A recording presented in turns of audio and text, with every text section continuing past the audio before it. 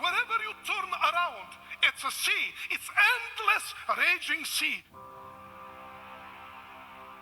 Christ against Satan, good against evil.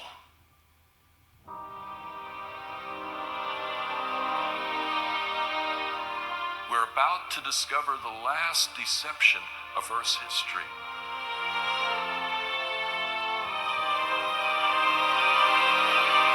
But there is no way out. The entire universe is involved.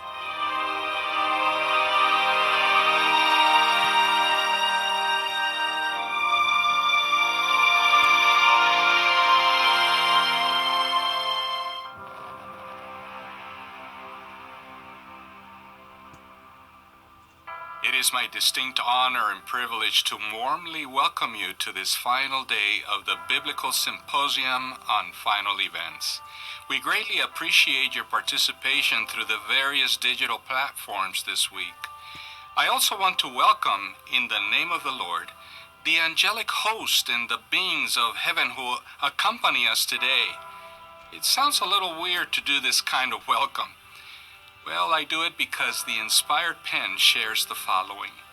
The Church of God below is one with the Church of God above. Believers on the earth and the beings in heaven who have never fallen constitute one church.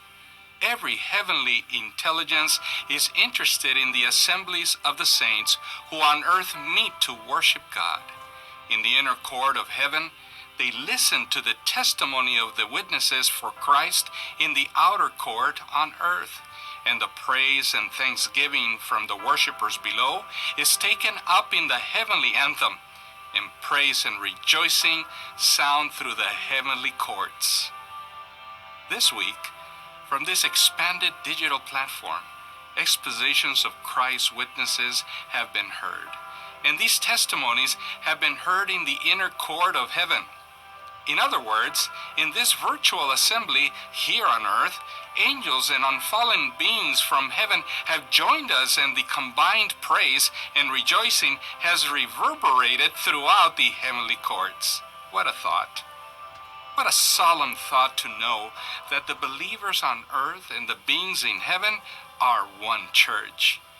I also want to extend my appreciation to Dr. Pierre Steenberg, Ministerial Evangelism Director of our Central California Conference, as well as the team of pastors who together have been working hard this week to organize and facilitate this biblical symposium. Additionally, I take this opportunity to extend our appreciation and gratitude to all the speakers who shared the deep and inspired elements of the biblical prophetic map with us this week.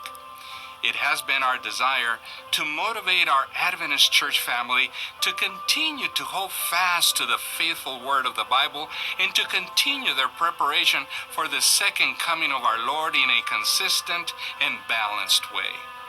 It has been critical for us through this symposium to keep before you the need to know, study, and apply the clear light illuminating God's prophetic path. We are keenly aware of the many voices that are heard today rallying the people to excitement and sensationalism, creating fear, anxiety, and fanaticism. As sentinels on the walls of Zion, we have a divinely bestowed responsibility to present the flock of God with the plain, unaltered, and clear truth to navigate safely through the perils of these last days. Our heartfelt desire is that when our Savior is revealed in power and great glory, that each of you may be found awake with your lamps trimmed and burning. Yes, it is true. Troublesome times are ahead. We know the road forward in many ways is uncertain. Only a careful, sincere, and diligent searching of God's Word and inspired writings can safeguard us from the overwhelming deception specially prepared for the elect. The Central California Conference is fully committed to this great Advent message in preparing a people to meet Jesus in peace. And we shall not cease until we hear from him say, "Well done, good and faithful servants." Please Lift up your leaders before God's throne regularly. We need His Spirit to guide us all more than ever. Support your beloved church in every way you can. This is the time to press together, brethren. While this season of social distancing is keeping us physically apart, let us spiritually grow together, closer, more than ever, to our God and each other. Therefore, may our eye be single to the glory of God. May our lives be reflections of His grace to the world. May our hands be extensions of His love for our fellow man. May our heart be filled with His power to light the world with His glory. And may the Lord bless you and keep you firm in the bond of His love. Blessings to all of you. Good evening. My heart is divided tonight. Part of me is excited for tonight's presentation, but part of me is sad that it's all coming to an end. For this is the last presentation in our symposium. This is the Central California Conference's Symposium on Final Events. Welcome. We've gone on an academic journey on final events. We've learned so many things. There is yet, however, much more to learn. We look forward, perhaps, to provide more opportunities for similar presentations in future. In order for you not to miss those presentations, you might want to consider to subscribe and like and hit the bell on your YouTube channel so that you're notified when we post those new presentations. I'd also like to encourage you that if you have found these presentations helpful, if you've grown in your understanding of Scripture, please let people know. Share them. They'll be on Facebook and YouTube permanently, so go ahead, let people know, share the link, and even now, call somebody to listen to this final message. In case you lose track of time and 2-3 weeks from now you'd like to tell somebody about it, but you forgot who the speakers were and need information, our website does have the information for you, www.centralcaliforniaadventist.com/what's next. I hope that you have really enjoyed this symposium. If you did, you might want to consider showing your gratitude in the form of an offering. To produce something like this does cost a lot of money. And your contribution will certainly help us to produce content in future. If you feel the Holy Spirit tugging on your heartstrings right now, please go to our homepage or go to the Adventist Giving app and you can give towards the symposium. Please label your donations on the website or on the app as Theological Symposium. We would really appreciate your help to defray the cost of the symposium. May God bless you as you give. Our speaker tonight, as we come to the conclusion of this symposium, is once again Dr. Jonem Paulienem. I've got to tell you that Dr. Paulienem is a legend in the Adventist Church when it comes to the book of Revelation. He's this big name scholar that have been at it for a long time. He knows his stuff inside and out. You can read his full biography on our website. All I would like to say in introduction tonight is thank you, sir. You have been a blessing to us for many, many years. You've presented globally. You have written books. You have published articles. You have really invested your life in these topics and for us. Thank you. Tonight's topic is the coming Sunday Law Dilemma.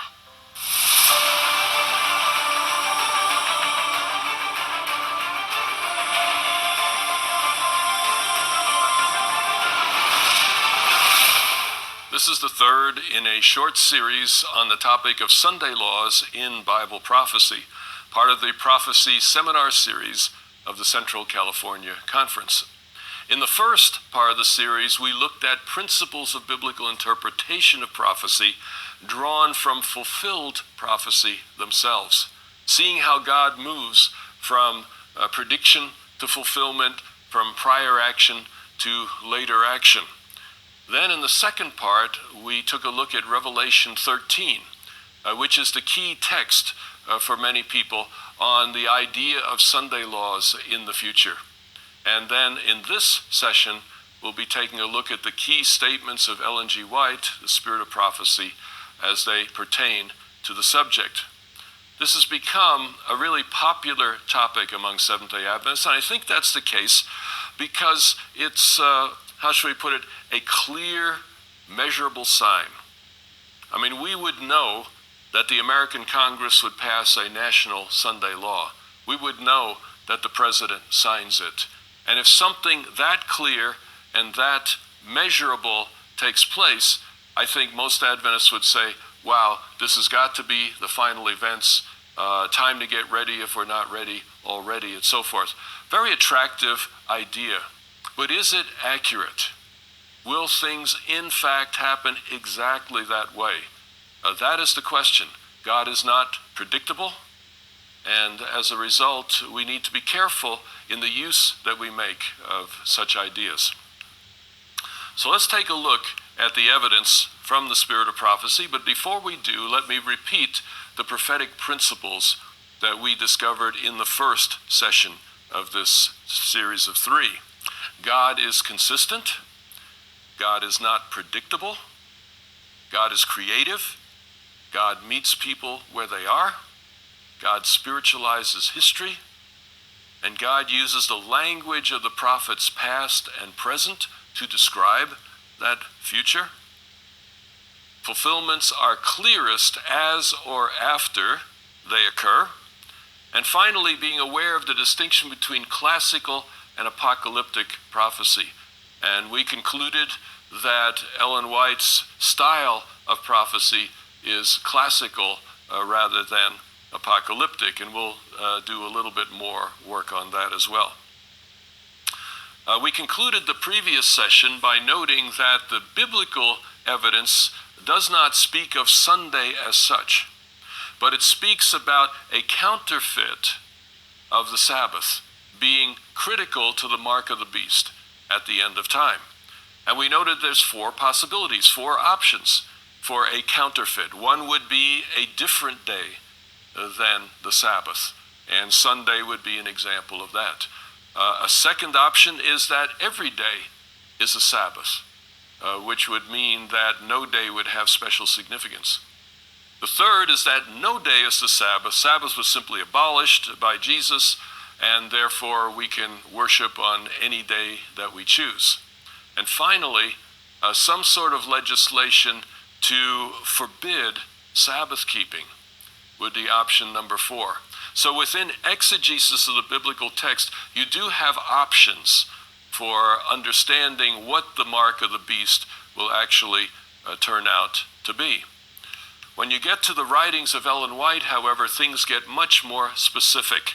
And I'd like to look carefully with you at about 5 major statements she makes about Sunday laws and the significance that they have for the topic. In Great Controversy, page 573, is the following statement, which you will see on the screen.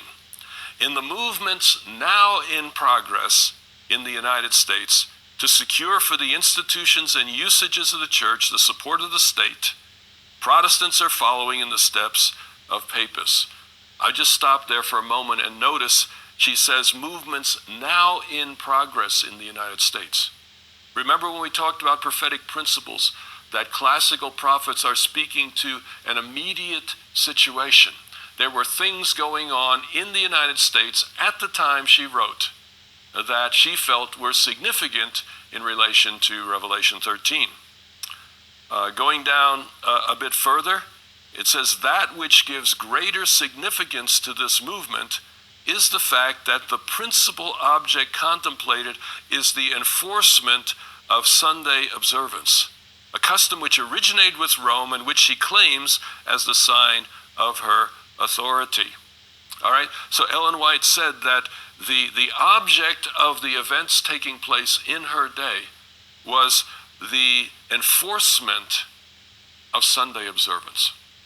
So in this particular passage, the key from her understanding is that the mark of the beast, the counterfeit of the Sabbath, would be the enforcement of Sunday observance. All right, another statement in Great Controversy is also helpful. It has been shown that the United States is the power represented by the beast with lamb-like horns, and that this prophecy will be fulfilled when the United States shall enforce Sunday observance. So here it's very specific, very measurable. The United States is the power that will legislate Sunday, that will be the indicator that we are in the significant times that she was talking about. Further down, you'll notice in bold it says, in both the old and the new world, the papacy will receive homage in the honor paid to the Sunday institution. So Ellen White here suggests that not just the United States would enforce Sunday observance, but that this would also take place in the old world, as she called it, which is Europe. So Sunday legislation could be expected not just in the United States, but also in Europe. And then toward the end, since the middle of the 19th century, students of prophecy in the United States have presented this testimony to the world. In the events now taking place is seen a rapid advance toward the fulfillment of the prediction. Now remember, in our principles of prophecy, that classical prophecy is always a natural extension of the prophet's time and place. The language here fits that perfectly. In the events now taking place is a rapid advance toward fulfillment of the prediction. A third statement, also from Great Controversy, page 592. The dignitaries of church and state will unite to bribe, persuade, or compel all classes to honor the Sunday. Notice there are multiple methods, not just forcing people to worship on Sunday, but seeking to persuade them to do so, to bribe them if necessary to do so. So the whole idea is getting people to comply, hopefully from the heart, but if necessary, simply as a self-defense. The lack of divine authority will be supplied by oppressive enactments. Political corruption is destroying love of justice and regard for truth, and even in free America, rulers and legislators, in order to secure public favor, will yield to the popular demand for a law enforcing Sunday observance. So here, I think it's very, very clear we're talking about the United States, and we are talking about in the United States, there will be legislation at the national level.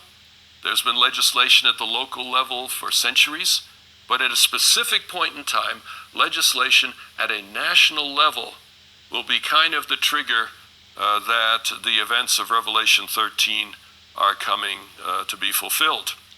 And then finally, she says, liberty of conscience, which has cost so great a sacrifice, will no longer be respected in the soon coming conflict.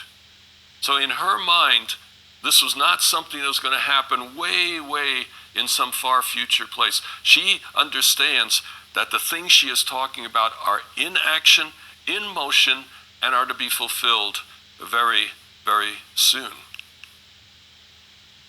Fourth statement from Bible Commentary, Volume 7, page 976, a comment that was added into the Seventh-day Adventist Bible Commentary. Ellen White says, the decree enforcing the worship of this day, speaking of Sunday, is to go forth to all the world. Now that's an additional element. the idea that Sunday laws will not just happen in the United States, but the entire world will go along with it. That's a huge expansion of the concept. And she goes on to say, in a limited degree, it has already gone forth. In several places, the civil power is speaking with the voice of a dragon, just as the heathen king spoke to the Hebrew captives. So here she says that this worship of Sunday is something that, to a degree, is already happening around the world. It's part of her understanding at this point in time. And finally, Review and Herald, December 18, 1888, you have the following interesting statement. When our nation, in its legislative councils, shall enact laws to bind the consciences of men in regard to their religious privileges, enforcing Sunday observance. Remember the four options? Enforcing Sunday observance was the one that she understands God to be leading her to. She says, and bringing oppressive power to bear against those who keep the seventh-day Sabbath, the law of God will to all intents and purposes be made void in our land. So she sees clearly enforcing of Sunday observance, evidently with a national, congressional approval, is something that will be critical to the events of the end time. And then finally, if in our land of boasted freedom, a Protestant government should sacrifice every principle which enters into its constitution and propagate papal falsehood and delusion, well may we plead, it is time for thee, O Lord, to work, for they have made void thy law. So she understands that it will be a Protestant government that would sacrifice every principle and put forth this Sunday legislation. So there's a series of very specific, very measurable kinds of things as to when these particular statements would be fulfilled. Now, a word of caution. And these are my words, and I put them on the screen, not because they have divine authority of any kind, but out of careful study of fulfilled prophecy, out of careful study of the book of Revelation, and reading these statements with the biblical principles in mind, we should be careful not to assume that the end time will be identical to great controversy in every detail. For example, the idea of a worldwide Sunday law already in action made a lot of sense in the 1880s because at the time the entire world was ruled by Christians. It's a colonial period, and European nations controlled Africa, South America, large parts of Asia, etc. And so the idea of a worldwide Sunday law made a lot of sense back then. The world is quite different today.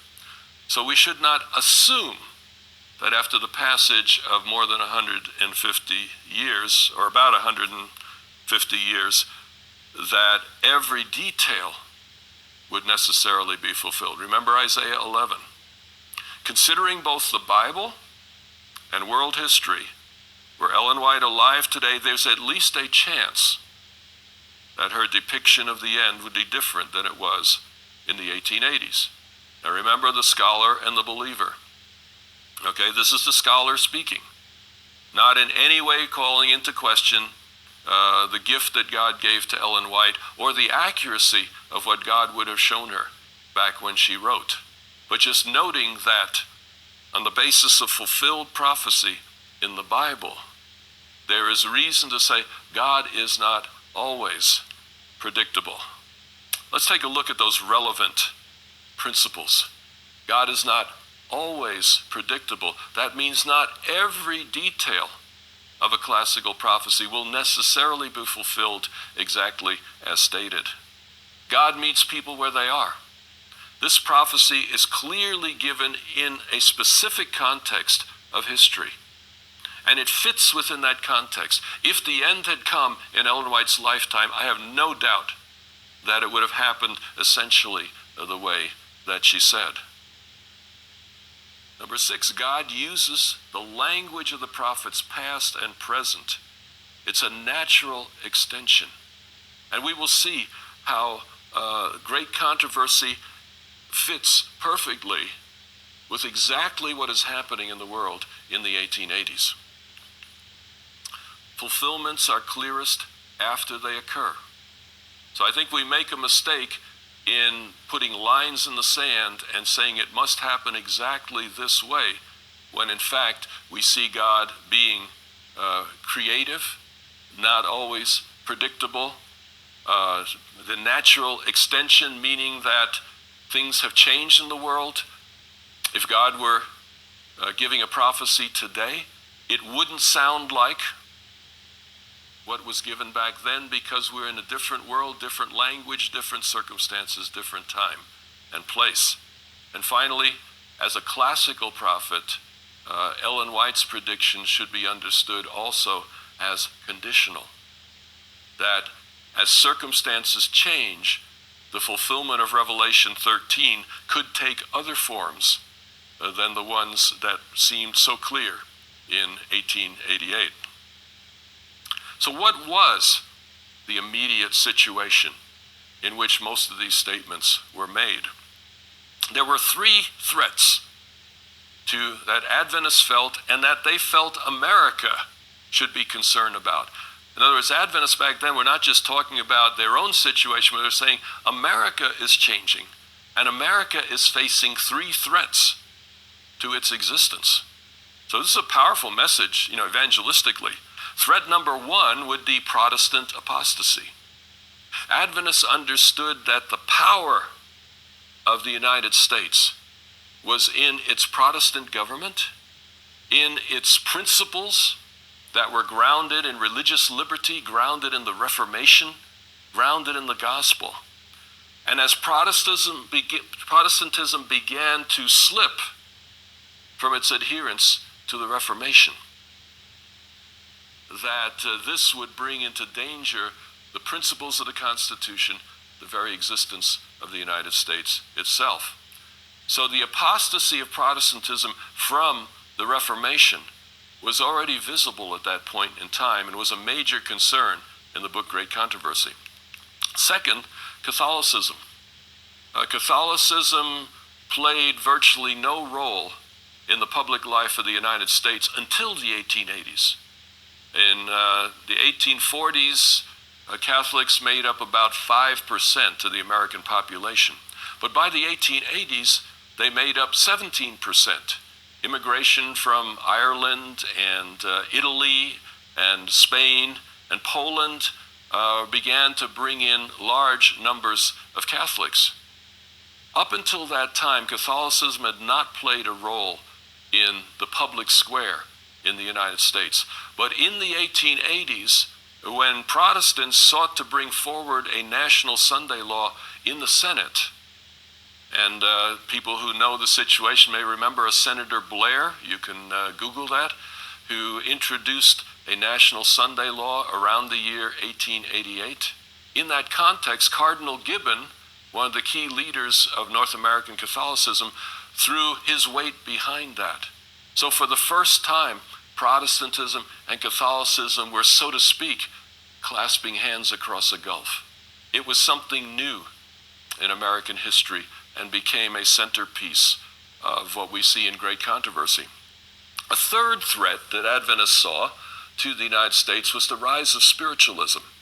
It began in 1848, and by the 1880s was a credible player in popular thinking in the United States. It wasn't just something that happened behind the scenes, but spiritualism was widely recognized and credibility was given to it.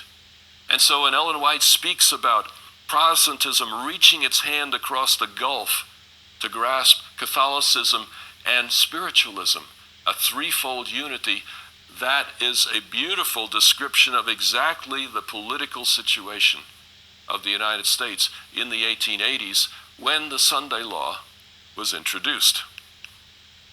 So Protestants, of course, were reacting to all of this. They were concerned, many Protestants were concerned that the United States was losing its character, was losing the principles that had made it great. And the reaction was twofold. First of all, to recover a Protestant America, the idea was to introduce prohibition, temperance laws, that people would go back to the ways of the country before. You see, the arrival of many, many Catholics in places like New York and Boston brought with them the bars that were very, very common in Ireland, for example, and parties, carnivals, these kind of things were common in Roman Catholic countries. These customs were being brought to Protestant America, which was the strictest kind of Protestantism. No wedding rings, no dancing, no booze, no bars, no carnivals, all that kind of stuff. Seventh-day Adventists were very much traditional Protestants in all of those areas in the 19th century. But with the arrival of so many Catholics, many felt like the character of the United States was being destroyed. And so one way to counter that would be through prohibition, to forbid the manufacture, the sale, and the consumption of alcohol in the United States.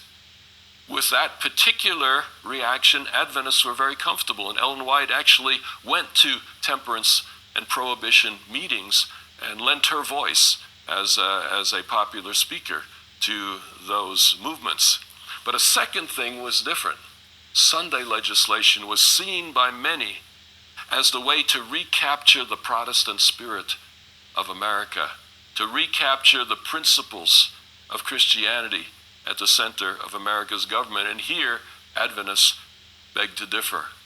They say, actually, Sunday legislation would be a bigger threat to the future of the United States than would alcohol be. So there's the context in which these amazing statements were made. But there have been many changes in the world since then. And all of this has got to affect the way that we read what was projected.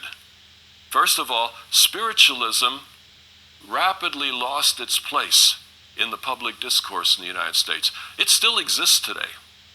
It's in the back rooms and out in the forests and things like that. But it doesn't have the credibility of a political voice in the country. That faded rapidly after the 1880s. Second of all, Catholicism in the U.S., after the Sunday legislation failed, retreated back to its quiet position, and until Vatican II was not a major voice in American politics. It was with John F. Kennedy and Vatican II both happening at the same time that Catholicism began to find its voice and attempt to influence the direction that the United States was going politically and governmentally. So the idea of Catholicism as a major threat was very real in the 1880s, and to some degree as far as 1905. But then there was a quiet period again until Vatican II. By Ellen White's death, there was a new threat to Protestantism, and that was secularism or liberalism. It doesn't get a whole lot of notice in the writings of Ellen White because it's something that particularly developed in the teens and the 20s of the 20th century. But secularism and liberalism more and more was becoming at the center of public discourse. You think of the Scopes trial. You think of the battle over prohibition and so on. All of these were part of this reaction against this rise of secularism and liberalism in the United States. So prohibition then became Protestantism's last stand. If you want to talk about a Protestant government, that probably ended with the end of prohibition. With the Scopes trial and the end of prohibition, Protestantism no longer had a controlling power over American discourse. Diversity became, for the first time, a reality there, and that diversity has only increased since, to where today non-Christian voices often are as powerful in the American discourse as Christian voices in general are. And finally, another major shift in the world is the end of colonialism. In Ellen White's day, most of the world was ruled by Christians. Most of the world could conceivably have moved in the direction of Sunday legislation. Today, 2/3 of the world is made up of non-Christian leadership. And that is a very different picture than it was before. So the question is, if Ellen White were alive today, would she still be talking about Sunday laws? And if so, in what way would she be talking about them? How would these things work out in today's world? Let's take a look again at the evidence of Ellen White herself, the statements that we have read. She says, movements now in progress. In the events now taking place, is seen a rapid advance toward the fulfillment of the prediction. The soon coming conflict. The decree has already gone forth. A Protestant government. You see, all of those things make sense in around 1888 to 1890, when there was national legislation to promote the worship of Sunday in the United States Senate. And the possibility of such a law nationwide was seen to be real. So the evidence of Ellen White herself, she's talking about the near future. She's talking about a world that was very real in the 1880s, but no longer exists today. It's no longer a Protestant government. It's no longer a world in which spiritualism is at the top of the radar and the agenda. It's no longer a colonial world. So the world is a very different place. What she was describing in Great Controversy was about her present and her near future. And so it's interesting that when you think of the book Great Controversy, there are actually 7 editions of Great Controversy. And in the earlier editions, you have no mention of a Sunday law in Congress. No mention of this national Sunday law. There's mention of Sunday legislation because that's been there throughout American history, going all the way back to the Pilgrims. So Sunday legislation is not a new thing in the United States, but the idea of a national Sunday law would be something quite different from what the Constitution of the United States had set up. What she was talking about in the 1880s was a new situation. And if you look carefully at the evidence of Ellen White, you'll notice that she does not address the world that we live in today directly. Her predictions are a natural extension of the world of her day. You will look in vain for nuclear war or nuclear power.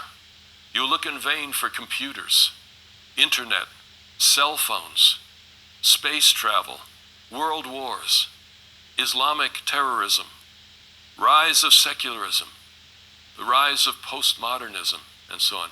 She does not address our world. That is typical of the Bible prophets. They spoke to their world, the immediate situation. And there are principles there that we can extrapolate for the end of time. But these are usually not the kind of specific, measurable, actionable statements that would give us a chart of specific events at the end. In the 7 editions of Great Controversy, she updated many things. She changed a number of things as circumstances changed. That's what we see in the biblical prophets. Isaiah was a prophet for 60 years, much like Ellen White. And you see, as you go through Isaiah, you can see the change in his language, the change in the tone, the change in optimism. Gets more and more optimistic as you go through Isaiah, more and more gloomy toward the beginning, but optimistic toward the end. So she was a classical prophet, like Isaiah. And classical prophecies are conditional. Jeremiah 18, 7-10. If at any time I declare concerning a nation or a kingdom that I will pluck up, break down, and destroy it, and if that nation concerning which I've spoken turns from its evil, I will relent of the disaster that I intended to do to it. And if at any time I declare concerning a nation or a kingdom that I will build and plant it, And if it does evil in my sight, not listening to my voice, then I will relent of the good that I had intended to do to it. This is a general statement, a Bible prophecy, that Ellen White herself said applies to all situations. That prophecy is conditional because we serve a God who is deeply engaged with our lives and with our history. Circumstances alter cases, and circumstances have changed drastically in the last 125 plus years since the statements that we read earlier. Let's notice just a little bit of that shift within Ellen White herself. Fascinating, but it makes perfect sense. It's not troubling to me because the Bible writers do the same thing. One of the principles that God uses the language of the past and present, that a prophet's statements are natural extensions of the time and place in which the prophet is writing. Notice this statement that I found from 1850.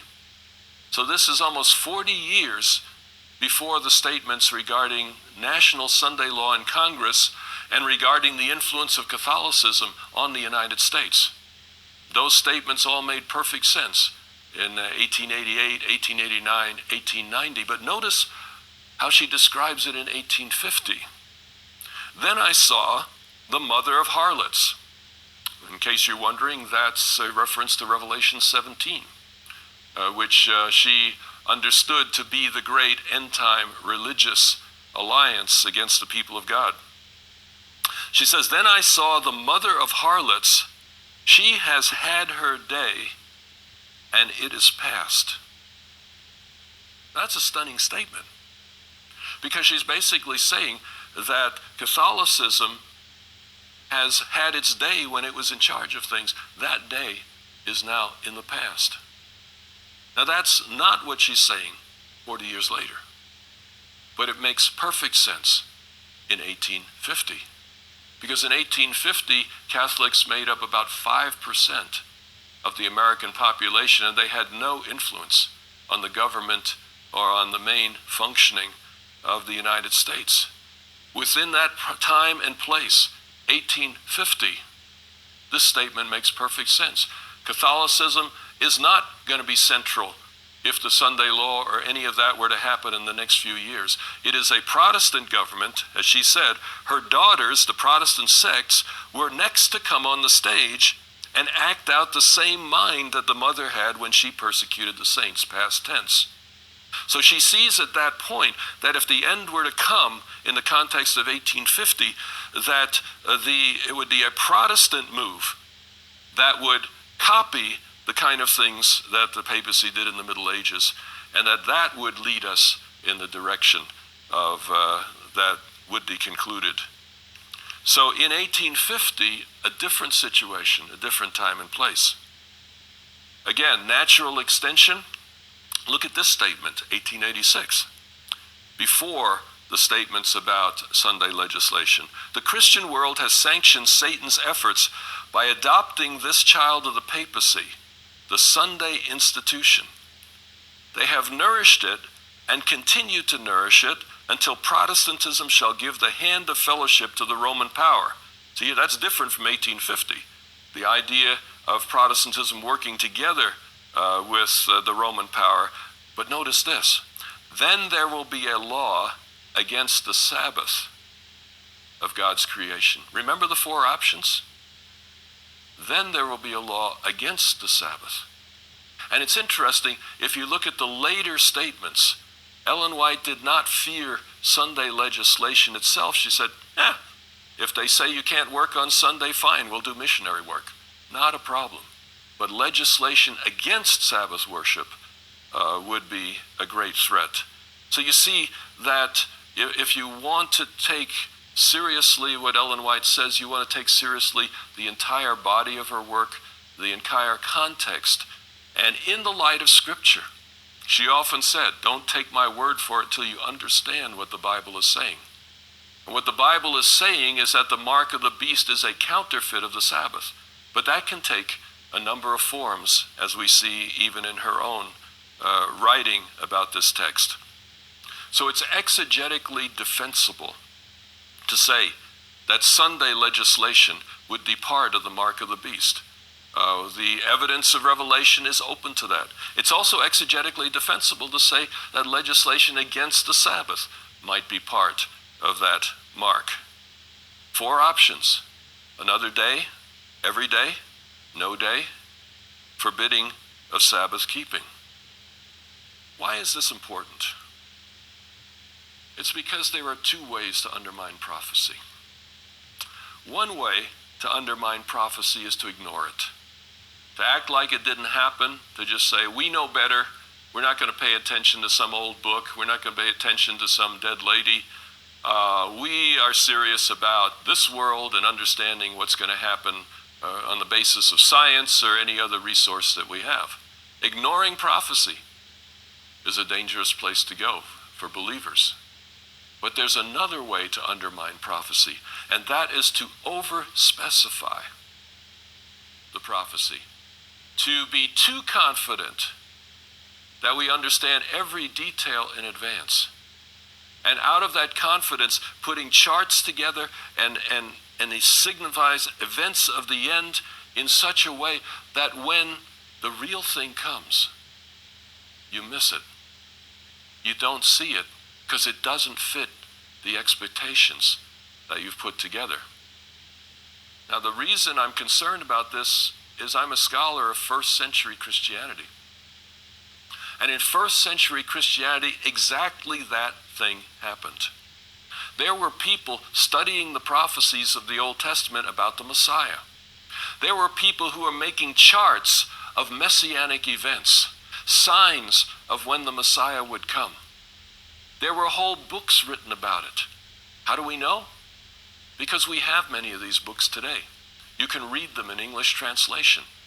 Books like 1st Enoch, books like 4th Ezra, books like 2nd Baruch. Do you know who wrote these books?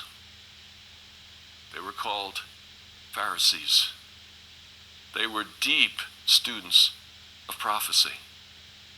But when Messiah came, they rejected him because he didn't fit their expectations. They didn't notice that while God is consistent, he is not predictable. And he can be creative.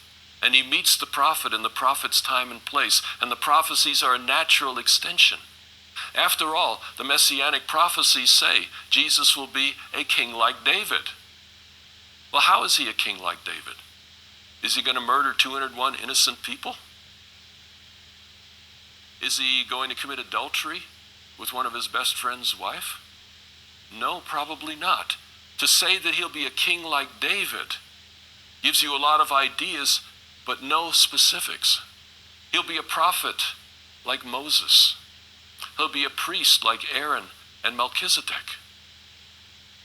And when the Pharisees read those prophecies, they specified them with great detail. And when Messiah came, he didn't fit, because God particularly spiritualized the prophecies. And Jesus' kingdom was not like the kingdom of this world. So by over-specifying the prophecies, the Pharisees missed the real deal when it came.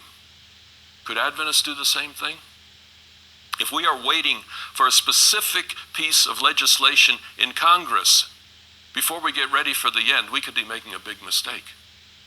The end could come, and we're not ready because we're still looking for that Sunday law in Congress. Could it happen? Certainly it could. But what if it does not? National Sunday laws were very, very relevant in the 1880s. And I have no doubt that if the end had come within that immediate context, would have played a central role. They may become relevant again. But you notice the may, based upon biblical principles, they may become relevant again. But as circumstances alter cases, God may choose to do something different than we expected. Be aware of the prophecies, study them carefully, be aware of the options, and then observe the environment. I believe it is unwise for us to use this particular idea as the sign of the end, as the one thing that we're all looking for to say, yeah, I think we're in the final crisis. In the end, it may happen in surprising ways. You see, after all, Ellen White spoke about Sunday legislation throughout her life. I've looked at more than 100 statements throughout her life. It's there. There was Sunday legislation in the United States all through those decades that she served in her ministry. So the idea of Sunday being particularly significant to the mark of the beast certainly was a common theme in her writings. But the idea of a specific legislation in Congress, that's the key idea that gets people excited. And that occurs only in statements around 1888 through 1890. Some statements may be repeated in later writings, but as you look to the actual writing of the statement, that was the time when these things were written. There was a specific context that called for that specificity. But to assume that exactly that context will repeat at the end is not a safe assumption. It could. In fact, I talk about the Goldstein scenario. Clifford Goldstein suggested a way in which a worldwide Sunday law could occur. He notes, truthfully, that if the old setting never returns, and historically that would be unlikely, at least in terms of how history functions, how cultures grow and develop. If that old setting never returns, is there a new setting, a current setting, that could lead in that direction?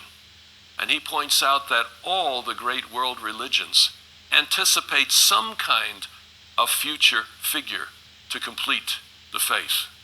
Within Christianity, it's Jesus' second coming. Among the Jews, it would be the coming of the Messiah. Among the Muslims, it would be the coming of the Mahdi. Among the Hindus, it would be Kalki. Among the Buddhists, Maitreya. Every one of these religions has a tradition in which it is attempting to see events of the end as taking place, including some messianic type figure. In the book Great Controversy and in Thessalonians and Revelation, one can see the concept of a counterfeit of the ministry and second coming of Jesus, particularly 2 Thessalonians 2. And this is quoted in Great Controversy and spelled out in some detail that in the final crisis of Earth's history, Satan will come and impersonate the ministry of Christ and his second coming. In that context, he will get the attention of the entire world. And if such a figure were to speak in a language that would meet all the 5 world religions and say, now that I have come, the one that you've been waiting for, there's only one of me. You all had different names, but I am all of these. And I'm telling you that if you want to be on board, you will make worship on Sunday mandatory worldwide. Could happen. Such a thing could happen. Satan's dazzling end-time appearance could bring the world to a place where they might consider such a thing. So as we look to the future, I encourage you to carefully weigh Bible prophecy, and particularly fulfilled prophecy. Speculation about unfulfilled prophecy has gotten us nowhere. It's been a failure pretty much every time it's tried. But when the prophecy is fulfilled, you will understand the hand of God. So weigh the biblical writings, weigh the spirit of prophecy carefully, especially with the light of the larger principles we've been talking about. Carefully weigh events in today's world. Unfortunately, that's getting harder and harder to do, as truth itself is harder to find. You have one statement here, a contradictory statement. Both sides claim the evidence that supports their side. It's harder and harder for people to understand today's world. It's easy for people to speculate and create conspiracy theories by ignoring some of the evidence that is there. So carefully weigh these things, and above all else, wholehearted prayer as we approach the end. We need prayer as we've never prayed before, study as we've never studied before, as we face the challenges of a world like we've never seen before. I'd like to close with prayer as we conclude this three-part series on Sunday laws and prophecy. Lord, I thank you for Jesus. I thank you for the Bible that, read as a whole, gradually transforms us into your image. I pray that you might do so more and more, and particularly guide our curious minds as we seek to understand the future. Help us to see the large principles. Help us to see your character, which is truly at the heart of it all. And when the day comes that you truly return, may we all be found faithful. It's my prayer in Jesus' name. Amen. Thank you, Dr. Paulien. Wow, what a presentation, what a build-up and conclusion. One of the main takeaways for me was that we should not be so rigid in our expectations of end-time events. Perhaps we should focus on being ready first, rather than trying to piece together every final detail in order and timeline and chronology of what's going to take place when and how. A relationship with Jesus is the most important thing, being ready. After all, was that not what Jesus preached time and time again? Be ye ready. I would like to use this opportunity not only to thank Dr. Jonem Paulienem for his wonderful presentations, but also to thank our other speakers, Dr. Ranko Stefanovic, Dr. Kendra Holoviak-Valentine, Dr. Pollard, Dr. Ray Gain, Dr. Kyle Duvall, all the way from Australia, Dr. Jorge Rico. You guys were great. We understand how busy you guys are, and yet you made time for us. Thank you, thank you, thank you. Part of this success of the symposium was also our two panel discussions. I thoroughly enjoyed the chemistry and the camaraderie between them, and so I'd like to also thank our panelists, Dr. Daniel Govea, Pastors Sandy Cologne and David Dean. I'd also like to acknowledge our conference president, Elder Ramiro Cano. He's always encouraging us to experiment, to try new things, always supporting us in our ministries, willing to put his neck out for us to try something bold like this. Thank you, Mr. President. It is a joy to work with you, and your support is unwavering. I would also like to mention and thank our union president, Dr. Ricardo Graham. Thank you, sir, for taking time out of your terribly busy schedule to be with us on night one. Thank you for being willing to record your introductory words and for greeting us and welcoming us to the symposium. You know, it takes many people to make a symposium such as this a reality. There's so many pieces that needs to come together. And I'd like to acknowledge our Creative Arts Department at the Central California Conference, and specifically Sergio Cano, who supplied the promo videos, the graphics, the lower thirds, the flyers.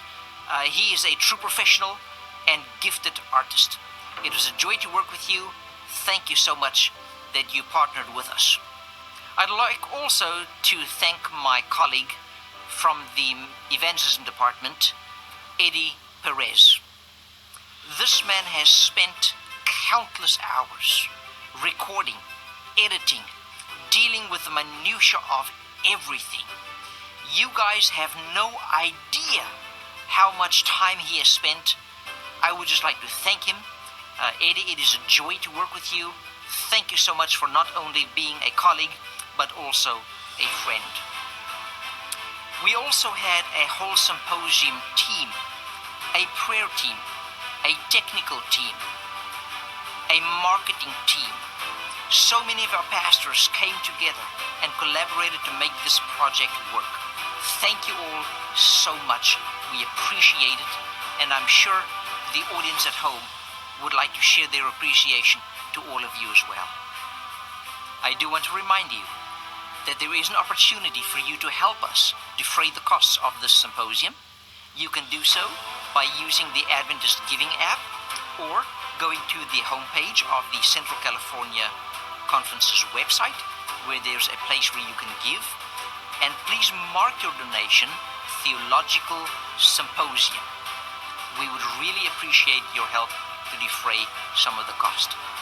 And so, with that, with a sad heart, because I've got to greet you from the Central California Conference's Ministerial Department, God bless you and good night.